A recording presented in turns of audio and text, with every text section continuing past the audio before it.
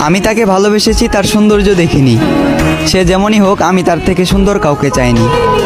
তার মুখ থেকে ভালোবাসার কথা শোনাটা ছিল আমার জীবনের শ্রেষ্ঠ উপহার। আফসোস, এটা ছিল তার অভিনয়। তবে আমার ভালোবাসাটা অভিনয় নয়, বরং তার এই অভিনয়ের কারণে তাকে পাওয়ার যুদ্ধে আজ আমাকে মানতে হলো হার। একটা সময় হাসির রাজ্যের রাজা ছিলাম, আজ সেই হাসিটাকেও হারিয়ে ফেললাম। আমি জানি আমি তার প্রথম নয়, বরং দ্বিতীয় ভালোবাসা ছিলাম। তবুও সে চিন্তাবাদ দিয়ে তাকে ফুলের মতো আগলে রাখলাম। আফসোস, সে ফুলের কাঁটাতে আমার জীবন গেল, যে ফুলটা একটা সময় আমাকেও ভালোবাসার কথা বলেছিল। খারাপ তো তখনই লাগলো যখন দেখলাম চোখের সামনে অতি আপন মানুষটা হয়ে গেল পর। চোখ দিয়ে ঝরল বৃষ্টি, বুক দিয়ে বয়ে গেল কালবৈশাখী ঝড়।